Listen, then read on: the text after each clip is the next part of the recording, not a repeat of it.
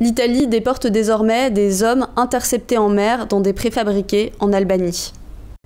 L'Italie délocalise l'enfermement d'hommes qui fuient les guerres, les conflits, la misère, dans le but d'en empêcher un maximum d'atteindre son territoire. Un dispositif mortifère qui se préparait depuis déjà environ 1 an, mais qui se concrétise désormais. L'Europe est de longue date et de manière globale dans une fuite en avant vers l'extrême droite, qui partout promeut des dispositifs de protection des frontières de plus en plus violents et stricts, le tout via des mesures littéralement inhumaines et injustes. Ici, l'Italie joue sournoisement avec la loi puisqu'elle ne déporte pas en Albanie des hommes qui seraient arrivés sur son territoire, mais des hommes qu'elle intercepte en mer avant qu'ils arrivent sur le territoire de l'Italie. Les femmes et les enfants ne seront pas concernés par ce dispositif, ce qui nous montre encore une fois la structuration genrée du traitement des migrations qu'on retrouve partout en Europe et même au-delà. Les hommes souffrant de troubles mentaux, victimes de tortures, de violences sexuelles et de traite d'êtres humains ne sont pas censés non plus être concernés, mais on sait parfaitement que ce n'est pas garantissable du tout et de toute façon, ce dispositif est inhumain pour tout le monde. Ce dispositif, il est issu d'un accord qui a eu lieu en novembre 2023 entre Giorgia Meloni, qui est la présidente du Conseil des ministres italien, et Edi Rama, qui est le Premier ministre albanais. Ça a abouti mercredi à l'arrivée de 16 hommes originaires d'Égypte et du Bangladesh dans le port de Chenjin, au nord de l'Albanie. Ils ont été menés à un centre qui a été construit directement sur le port. Dans ce centre de passage, qui est l'opposé de ce dont auraient besoin ces hommes, c'est-à-dire un bon repas chaud, du réconfort et des promesses concrètes de stabilité, leur identité va être vérifiée afin de les identifier. Dans la théorie, ils ne devraient pas rester plus de 24 heures dans ces préfabriqués entourés de hautes grilles et surveillés en continu par la police italienne sur le sol albanais. Après cet arrêt, les hommes seront emmenés dans un autre centre qui se trouve à une vingtaine de kilomètres et a une capacité d'accueil théorique de 880 personnes. Je parle de capacité d'accueil théorique parce qu'on sait parfaitement que les États ont la fâcheuse tendance de surenfermer largement dans les prisons et centres de rétention. Ce second centre, c'est aussi une sorte d'assemblage de préfabriqués entourés cette fois de murs. On prend le temps de construire un mur pour empêcher la fuite, mais on se contente de plastique pour abriter. Ça semble être de l'ordre du détail à côté de l'ensemble, mais ça raconte beaucoup de choses. L'ensemble est surveillé par des caméras et, encore une fois, par la police italienne.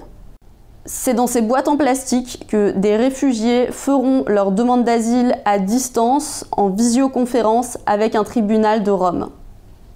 Ces hommes auront des contacts avec des avocats et avec les personnes qui jugeront de si leur demande d'asile sera acceptée ou non, exclusivement via caméra interposée.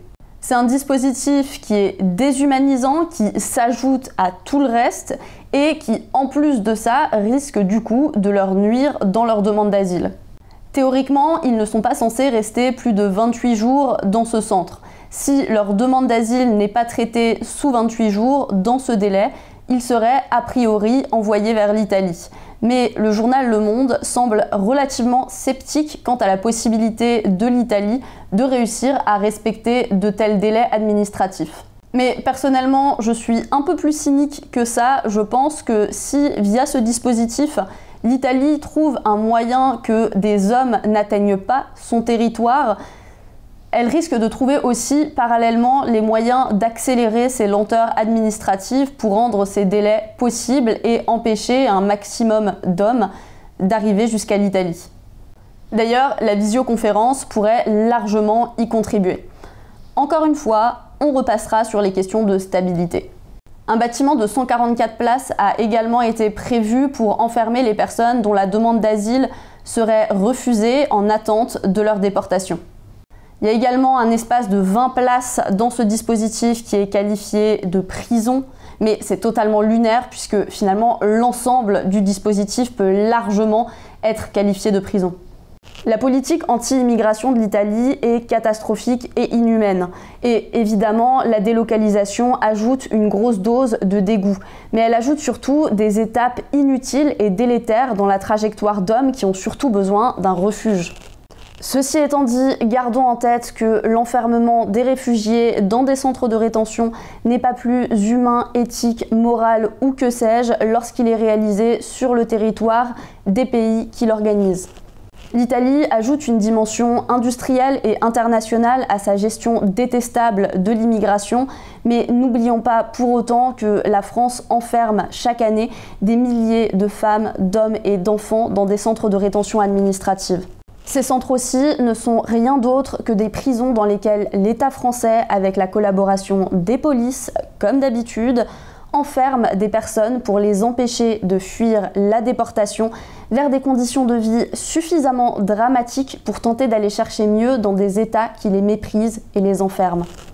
Gardons également l'œil ouvert parce que même s'il est assez peu envisageable que le dispositif italien soit reproduit absolument à l'identique par la France, déjà parce que les voies migratoires ne sont pas forcément les mêmes, c'est beaucoup plus maritime pour l'Italie que pour la France par exemple, mais aussi parce que a priori l'Albanie ne souhaite pas collaborer avec d'autres États que l'Italie pour le moment, mais avec l'État raciste qu'on scoltine actuellement, je pense qu'il est envisageable malheureusement qu'il puisse s'en inspirer.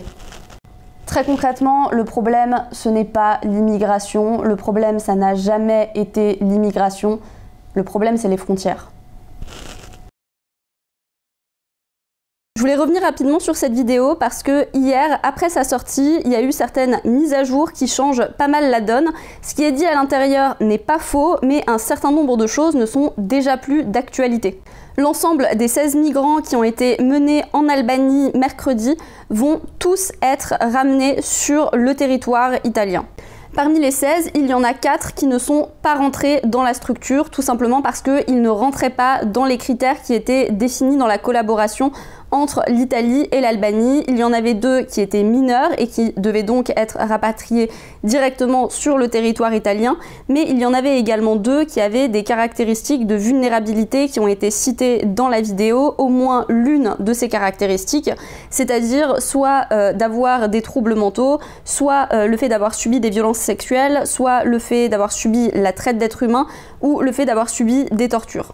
Donc il y en a déjà 4 qui juste ne rentraient pas dans les critères du dispositif, mais les 12 autres, les 12 derniers demandeurs d'asile vont également être rapatriés sur le sol italien, tout simplement parce que la justice italienne a invalidé leur détention, a invalidé la rétention en Albanie pour ces hommes-là. Dans ma vidéo, j'avais tout à fait raison d'être cynique puisque effectivement l'Italie a utilisé des procédures excessivement rapides pour ces demandes d'asile, puisque ces hommes-là sont arrivés sur le territoire de l'Albanie mercredi et leur demande d'asile, donc les 12 hommes qu'il restait, leur demande d'asile avait déjà été refusée. Ils étaient sur le point d'être transférés dans l'établissement de 144 places dont je parle dans la vidéo et qui est un établissement qui est réservé aux personnes qui étaient censées du coup être déportées dans leur pays. Et pourquoi, alors que leur demande d'asile a été refusée, la justice italienne a quand même décidé d'invalider leur rétention en Albanie? Tout simplement parce que si l'on en croit le droit européen, si l'on en croit des précédentes décisions de la Cour européenne, eh bien les pays d'origine de ces hommes-là ne sont pas considérés comme sûrs et l'Italie n'a donc pas le droit de les y déporter. À partir de là, leur rétention dans ces centres de détention, particulièrement en Albanie, n'est pas justifiée, même selon les règles complètement éclatées qui ont été mises en place lors de cette collaboration. Cette décision, elle est déjà importante pour ces 12 hommes, tout simplement parce qu'ils vont avoir la possibilité de faire appel de leur demande d'asile sur le territoire italien avec des procédures plus habituelles et beaucoup moins excessivement rapides. Mais c'est une nouvelle aussi qui est intéressante de manière plus globale, tout simplement parce qu'elle implique que toutes les personnes, tous les hommes qui viendraient de pays qui ne sont pas considérés comme sûrs par l'Union européenne ne pourraient pas non plus être retenus du coup dans ces établissements. Ce qui va limiter largement leur possibilité d'utilisation, puisqu'il n'y a que les personnes qui sont originaires, les hommes en l'occurrence, puisque ce n'est que des hommes, il n'y a que les hommes originaires du Cap-Vert, de Serbie, de Monténégro, de Macédoine du Nord, du Kosovo, de Bosnie et Comble de l'absurdité de l'Albanie elle-même qui pourrait être du coup retenue à l'heure actuelle dans ces centres de rétention-là. L'existence en elle-même de ce type de centre est toujours autant inacceptable, bien évidemment, toujours autant révoltante, bien évidemment, mais ça va largement limiter leur utilisation et ils risquent, alors qu'ils viennent d'ouvrir, de rester vides pendant plusieurs semaines au moins. Néanmoins, ne nous réjouissons pas trop vite puisque l'extrême droite italienne est en train d'utiliser le narratif de la justice qui serait de gauche et qui donc serait en connivence avec les politiques de gauche pro-immigration et que ce serait donc une décision totalement partisane, alors que c'est juste une décision qui respecte le droit européen. Droit européen qui est clairement déjà particulièrement mou et particulièrement problématique au niveau des questions d'immigration. Ce narratif qui est déroulé par l'extrême droite italienne, il a pour but de délégitimer au maximum auprès de l'opinion publique notamment cette décision de justice et il va évidemment, l'extrême droite italienne, évidemment faire appel de la décision. Donc tout ça n'est clairement pas fini, ils vont clairement pas lâcher l'affaire.